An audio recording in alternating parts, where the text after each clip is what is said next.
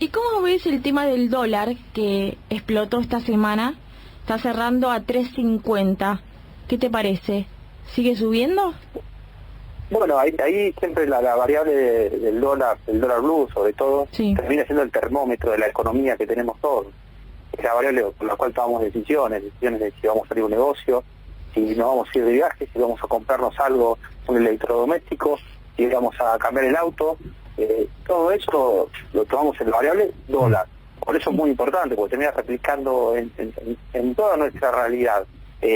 Hacer pronósticos en estos contextos no es casi ni irresponsable, porque cuando el dólar sube tanto, empieza a tener mucha volatilidad, muchos cambios de precios repentinos y fuertes que te pueden terminar confundiendo si vos haces un pronóstico.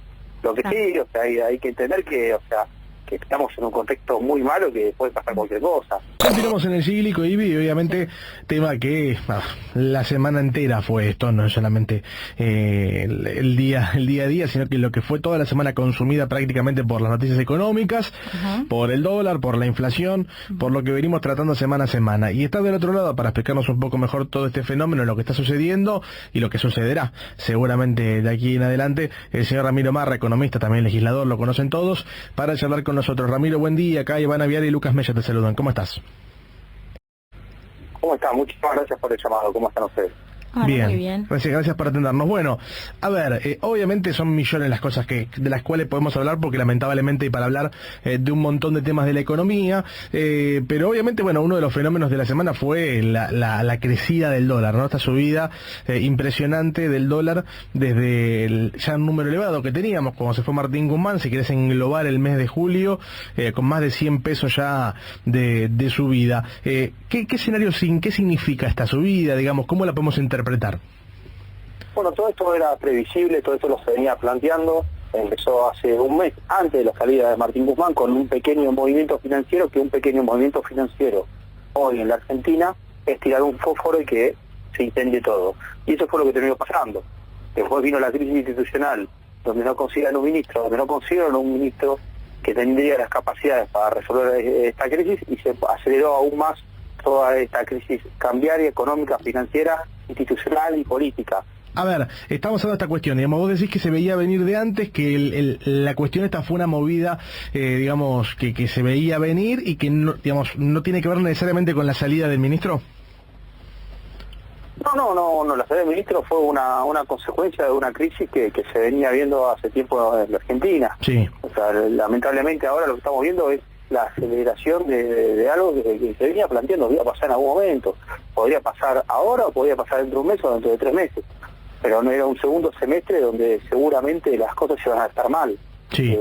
Ellos trataron de vendernos que de acuerdo con el fondo solucionaba un montón de problemas, y nosotros lo planteábamos muy bien en su momento. El acuerdo con el fondo lo que hacía era ganar un par de semanas.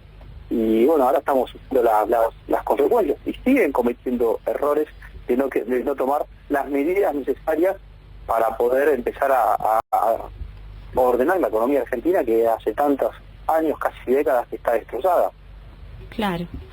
Sí, bueno, ¿y cómo ves el tema del dólar que explotó esta semana? Está cerrando a 3.50. ¿Qué te parece? ¿Sigue subiendo? Bueno, ahí siempre la variable del dólar blue, sobre todo, termina siendo el termómetro de la economía que tenemos todos. Es la variable por la cual tomamos decisiones de si vamos a abrir un negocio, si nos vamos a ir de viaje, si vamos a comprarnos algo, un electrodoméstico, si vamos a cambiar el auto. Todo eso lo tomamos en la variable dólar. Por eso es muy importante, porque termina replicando en toda nuestra realidad. Hacer pronósticos en estos contextos no es casi ni irresponsable, porque cuando el dólar sube tanto, empieza a tener mucha volatilidad, muchos cambios de precios repentinos y fuertes que te pueden terminar confundiendo si vos haces un pronóstico. Lo que sí, o sea, hay que entender que, o sea, que estamos en un contexto muy malo, que puede pasar cualquier cosa. O sea, no es que hay solamente un camino. O sea, puede seguir subiendo a esta velocidad, o puede tranquilizarse para después seguir. Si vos me decís que vaya a 250 pesos, no se va a ir a 250. Claro, o sea, es decir, el retroceso a lo que estábamos hace un mes es imposible, básicamente. Es muy difícil, o sea, no habría argumentación para justificarlo. Claro. Es eso que el gobierno toma un giro que que no lo veo. Sí, es decir que tendríamos que ya acostumbrarnos a hablar por lo menos, o sea, puede estabilizarse en estos números, en estos rangos, puede seguir subiendo, pero ya tenemos que acostumbrarnos a hablar de un dólar a 350 pesos. A 350 pesos y más, no, es un valor nominal. Sí. El problema que tenemos la inflación atrás. No, claro. Ahora recordemos que con una inflación de casi el 10% por mes, por lo menos el dólar, para no quedar retrasado, tiene que ser 35 pesos por mes. Entonces, si el mes que viene está a 385 pesos el dólar, no es que el dólar subió, el dólar se mantuvo en términos reales, porque tiene que acompañar la inflación. Sí. Claro, por ejemplo, ¿y qué va a aumentar ahora, digamos? Por ejemplo, ahora el transporte público aumenta un 40%. A ver, ¿qué pasó acá?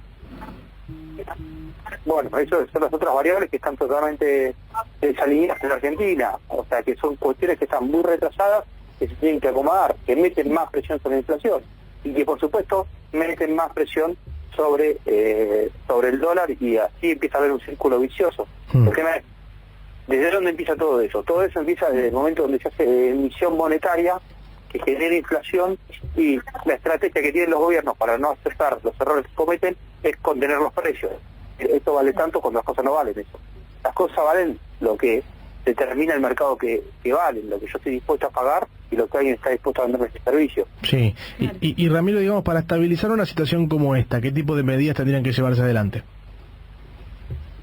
Sobre todo medidas fiscales, empezar a reducir el gasto público de manera abrupta, demostrar que hay una intención de reducción del gasto público, para después empezar a trabajar en reformas mucho más profundas, como una reforma impositiva, una reforma laboral y por supuesto, que creo que es lo más importante, la reforma monetaria, para no volver a cometer los mismos errores en el futuro que los hagan otros gobiernos o este mismo gobierno.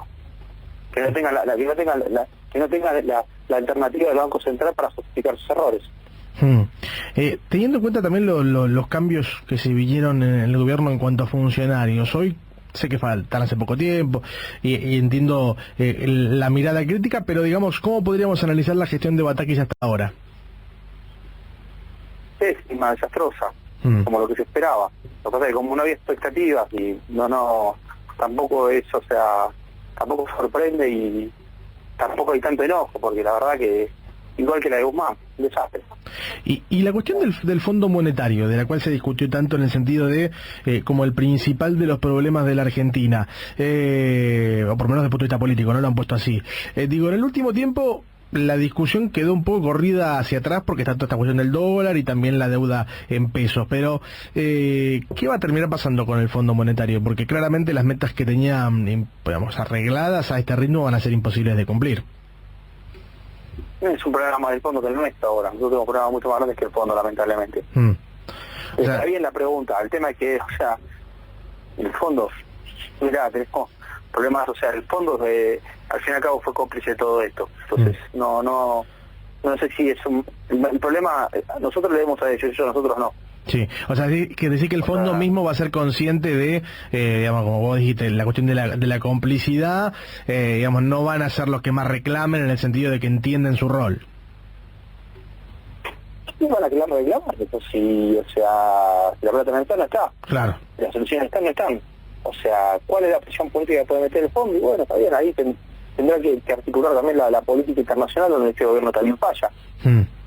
O sea, que creo que ahí es donde también vamos a empezar a ver la profundización de la crisis. Por supuesto, es un tema el fondo, lo que te quiero decir es... Sí, entiendo, no hablo la cuestión. No es que, no sé si el fondo hoy tiene la fuerza política como organismo internacional, en representación de otros países, para meterle presión a la Argentina para poder empezar a cambiar el rumbo. Si no lo hizo antes, ¿por qué lo va a hacer ahora? Claro. Y pensando un poco en la discusión, yo sé que has tenido hasta algunos cursos importantes con la gente del Polo Obrero y demás, la discusión que se da con el tema planes sociales, con el tema salario universal, ¿qué rol ocupa eso en toda esta situación que se está viviendo?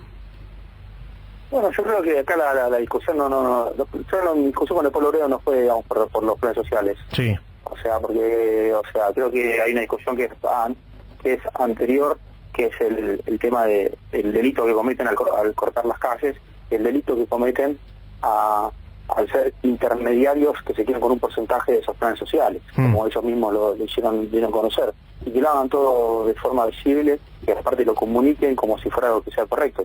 Son delincuentes. Después está el tema de los planes sociales. Los planes sociales en Argentina se necesitan. Bien. O sea, ¿Y estás de acuerdo con la...? No sé si es el momento de estar cortando planes sociales. No, claramente hay una situación ya muy... Porque tampoco, o sea, necesitas empezar por otras etapas. Claro, sí, totalmente. De reforma. Y digamos... Cuando yo te hablé de las reformas, yo te planteé las reformas recién, no te dije la reforma de acción social y de tomar el Estado. No, eso viene en una segunda etapa. Por más que sí puede estar dentro de una reforma fiscal y donde tenés que hacer más eficiente lo que tengas que utilizar de gastos del Estado, no sé si es la prioridad número uno, porque obviamente tendrías un caos social. Sí, entonces digamos, ¿estás de acuerdo con la idea de, teniendo en cuenta el contexto, y los planes deberían estar, pero que los planes sean directamente de parte del Estado a las personas sin intermediarios como los movimientos sociales? Los planes no deberían estar, o sea, tendrían que ser fuentes de trabajo, tendrían que dar fuentes de trabajo. Lamentablemente tenemos planes, esa es la respuesta. Sí. Pero digo en el contexto actual, vos dijiste recién son necesarios, digo, este momento no se los puede cortar, digo, en este momento no los podés cortar. No es la prioridad, no estamos en ese momento de Argentina, lamentablemente. Claro, ya va a llegar ese momento. ¿Cómo come la gente sin los planes sociales? A ver, contame. ¿Cómo? ¿Cómo come la gente si no tiene estos planes? Por eso mismo digo que no es una discusión que se pueda dar. O sea, es lamentable lo que hemos llegado. O sea, estos últimos gobiernos nos han llevado a estas circunstancias. Estamos hablando de que hay que darle plata a la gente para que coma, cuando lo que necesita la gente es un trabajo para poder comer, no una ayuda social. Lamentablemente tenemos que llegar a darles una ayuda social, y eso los hábitos debemos de cambiar. O sea, sabemos que está mal. Si una persona recibe un plan, está mal. Peor obviamente es que no coma, por eso tiene un plan. Lo que pasa es que acá se agrava la situación cuando sabes que hay intermediarios que administran los planes para hacer política y aparte para delinquir. Pues ahí uno dice, pará, o sea, está grabado por todos lados esto. Ramiro, la última que te hago tiene que ver con la inflación, obviamente con lo que se viene, teniendo en cuenta cómo se está recalentando la situación, y obviamente se habla de que julio puede llegar a dar inclusive cerca de 2 dígitos. ¿Qué tan cercano es el fantasma? Porque la verdad que es una cuestión que siempre da miedo, teniendo en cuenta la historia argentina, de una hiperinflación. El concepto de hiperinflación hay que verlo también teóricamente lo que plantea, lo que sí, porque si no empezamos a generar una discusión teórica. Solo que si tenemos una inflación acelerada, que si alguien le quiere decir hiperinflación, que le diga hiperinflación, no es un tema. O sea, hoy tenemos una inflación que puede llegar a los 3 dígitos añuales y puede llegar a los 3 dígitos anuales. Claro, es más parada por ese lado la pregunta, si puede llegar a ese número. Se puede acelerar después el año que viene también, o sea, va a ser una inflación que no es la inflación que estamos acostumbrados los argentinos. Claro. Y o sea, se va a notar, y la vamos a sufrir. A partir de ahí tiene que haber cambios en el rumbo económico de 180 grados, o sea que vayamos directamente para el otro lado de las medidas que se vienen tomando, porque claramente todo lo que se hizo hasta ahora, lo que uno hizo fue potenciar la pobreza, potenciar la inflación, por supuesto, y o sea potenciar la ineficiencia del Estado, que no termina de ayudar, sino termina de dañar a los argentinos. Ramiro, muchísimas gracias por la